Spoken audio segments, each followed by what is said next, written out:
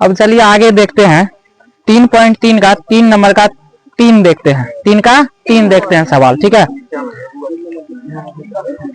बात बंद कीजिए। सवाल कहता है एक क्रिकेट टीम के कोच ने 7 बल्ला तथा 6 गेंद 3800 में खरीदे। कहता है एक क्रिकेट कोच है, वह बल्ला और गेंद खरीदता है।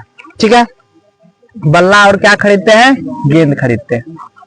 तो देखिए यहां पर, और 7 बल्ला, कितना बल्ला खरीदता है, 7 बल्ला खरीदता है।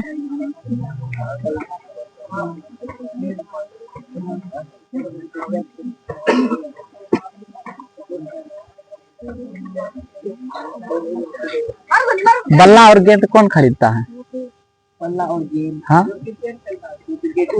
सवाल में तो गप क्या चीज है, सवाल हम समझा रहे हैं तो समझिए न रहा। चलिए आगे देखते हैं एक्सरसाइज 3.3 का 3 नंबर का सवाल। इसमें कहता है एक क्रिकेट टीम के कोच ने 7 बल्ला तथा 6 गेंदें 3800 रुपया में खरीदी। बाद में उसने 3 बल्ले तथा 5 गेंद 1750 रुपया में खरीदी। प्रत्येक बल्ला और प्रत्येक गेंद का मूल्य ज्ञात कीजिए। यहाँ पे बोला एक कोच है और वह कोच जो है बल्ला और गेंद खरीदता है। क्या चीज, बल्ला और गेंद खरीदता है, बल्ला और गेंद। ठीक है, गेंद खरीदता है। तब कहता है, वो कहता है कि 7 बल्ला तथा 6 गेंद, 7 बल्ला और 6 गेंद, इनका मूल्य जो है वह 3800 में खरीदता है। दोनों 7 को बल्ला और 6 को गेंद कितना में खरीदते हैं, 3800 में। फिर कहते हैं कि 3 बल्ला तथा 5 गेंद 1750 में खरीदते हैं। 3 बल्ला और 5 गेंद 1750 में खरीदते हैं, इतना रुपया में खरीदते हैं। तब कहता है कि बताइए एक बल्ला और एक गेंद का दाम कितना है। ठीक है, तो हम लोगों को एक बल्ला और एक गेंद का दाम पूछा है, हम उसी को मान लेंगे। माना कि 3 नंबर का सवाल है, माना कि एक बल्ला का मूल्य कितना मान लेंगे, x, तथा एक गेंद का मूल्य y। ठीक है, x रुपया है और y रुपया। अब यहां देखिए प्रश्न से पहले इन्होंने क्या बोला, सवाल में पहले बोले कि 7 बल्ला और 6 गेंद का दाम कितना है, 3800।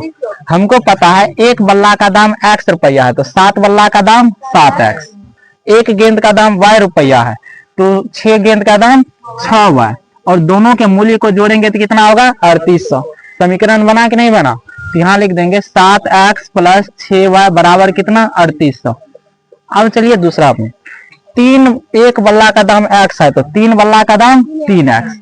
एक गेंद का दाम y है तो 5 गेंद का दाम 5y, और दोनों के मूल्य को जोड़ेंगे तो कितना होना चाहिए, 1750। तो ये दूसरा समीकरण हम लोगों को बन गया। 3x प्लस कितना 5y बराबर 1750। समीकरण 1 लिख लेंगे, समीकरण 2 लिख लेंगे। अब हम लोगों को एक गेंद और एक बल्ला का मूल्य ज्ञात करना है। तो चलिए इनको हल करके सबसे पहले x और y का मान क्या करते हैं, ज्ञात करते हैं। तो समीकरण 1 तथा 2 से, समीकरण 1 तथा 2 से ये दोनों समीकरण में देखिए क्या है, 7x प्लस 6y बराबर 3800, और दूसरा समीकरण है 3x प्लस 5y बराबर 1750। ये हम लोगों का दोनों समीकरण है। यहाँ पे हम क्या बोले, विलोपन विधि में सबसे पहले ये दोनों को हम बराबर करते हैं। ठीक है, तो बराबर करने, ये दोनों बराबर है, ये 7x है, ये 3x है, तो बराबर करने के लिए हम लोगों को पता है जो समीकरण 2 में रहता है, x के पीछे में जो रहता है उसको हम समीकरण 1 से गुना करते हैं। यहाँ पे क्या है 3, समीकरण 2 में पीछे में क्या है 3, तो समीकरण 1 में गुना करेंगे। और जो समीकरण 1 में है x के पीछे में, उसको समीकरण 2 में गुना करेंगे। तो यहाँ 7 है, तो यहाँ किससे गुना करेंगे, 7 से। ये बात समझ में आया कि नहीं आया। तो समीकरण 1 में जो x के पीछे में जो रहेगा उसको समीकरण 2 में गुना करेंगे, और जो 2 में रहेगा उसको समीकरण 1 से गुना करेंगे। ठीक है, जब गुना कर दिए तो समीकरण 1 में देखिए 3 गुना है, तो ये तीनों टर्म में गुना है। 7x को 3 से करेंगे कितना हो जाएगा, 21x, और 6 कितना हो जाएगा 18y, और 3800 को 3 से गुना करेंगे तो 0 0 8 24 2 3 9 2 11, 11,400 रुपया हो जाएगा। अब समीकरण 2 में 7 गुना है, तो 7 या कितना 21x प्लस 7 5 कितना हो जाएगा 35y बराबर 7 से इसको गुना करेंगे तो 0 7 5 35 3 7 49 3 52 5 7 का 7 5 12 ये हम लोगों को हो जाएगा। अब देखिए ये दोनों बराबर हुआ कि नहीं हुआ, समीकरण 1 और 2 में बराबर हो गया। तो यहाँ हम क्या कर देंगे घटाने पर घटा देंगे, यहाँ प्लस है तो यहाँ क्या हो जाएगा माइनस, प्लस है तो माइनस, प्लस है तो माइनस, 21x प्लस में माइनस में कट गया। अब यहाँ देखिए प्लस माइनस माइनस घटेगा कि जुटेगा, घटेगा। तो 35 में से 18 y गया, कितना y बचेगा 17 y, चिन्ह किसका होगा माइनस का। यहाँ भी घट जाएगा, घटाएंगे 12,250 में से 11,400 को यदि माइनस करेंगे तो ये होता है 850, कितना होता है 850 होता है माइनस करके, तो यहाँ हम 850 हो जाएगा। अब यहाँ देखिए चिन्ह प्लस का होगा कि माइनस का, तो यहाँ माइनस का चिन्ह होगा क्योंकि 12,250 क्या है बड़ा है और हम लोग बड़ा वाला का चिन्ह लिखते हैं, तो इसलिए बड़ा है तो इसका चिन्ह माइनस है, क्या देंगे माइनस, माइनस माइनस क्या हो गया प्लस। तो y बराबर वैल्यू निकाले तो 850, ये गुना है तो भाग में, भाग देंगे तो कितना मरतबा कटेगा 50 मत, इसलिए y का मान कितना 50। अब y का मान कहाँ रखेंगे समीकरण 1 में, अब y का मान समीकरण 1 में रखने पर समीकरण 1 देखिए कितना है 7x प्लस 6y बराबर कितना 3800। देखिए 7x प्लस 6 बीच में कुछ नहीं है तो क्या है गुना है, गुना y का मान कितना है 50 बराबर 3800, y का मान रख दिए तो 7x प्लस 6 गुनी 50 करेंगे कितना हो जाता है 300, ये हो जाएगा 3800। तो 7x x का वैल्यू निकालना है तो 3800 और प्लस में तो इस साइड माइनस में 300, ठीक है। 7x बराबर कितना हो जाएगा 3500, ठीक है। x बराबर 3500, ये गुना में तो भाग में काट करके कितना हो जाएगा 500 हो जाएगा, ठीक है। तो x का वैल्यू देखिए कितना निकला है 500 निकला है।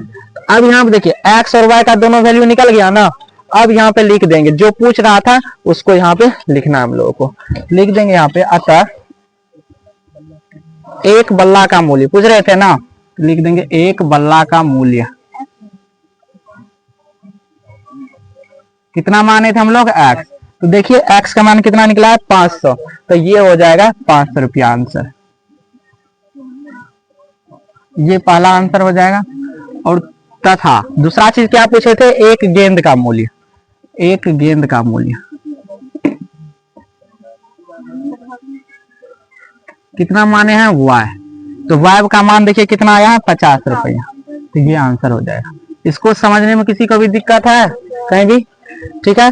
अब देखिए जब सवाल जब बनाते हैं ये लिखा हुआ जो 3-4 लाइन में लिखा रहता है, 2 लाइन में सवाल लिखा रहता है, जब भी सवाल बनाते हैं उसको सवाल को कम से कम 3 बार पढ़ा कीजिए और ध्यान से पढ़िए, कम से कम 3 बार पढ़ना है, ये नहीं कि देखे बनाने लगे धड़ से, ऐसे नहीं सवाल बनाया जाता है।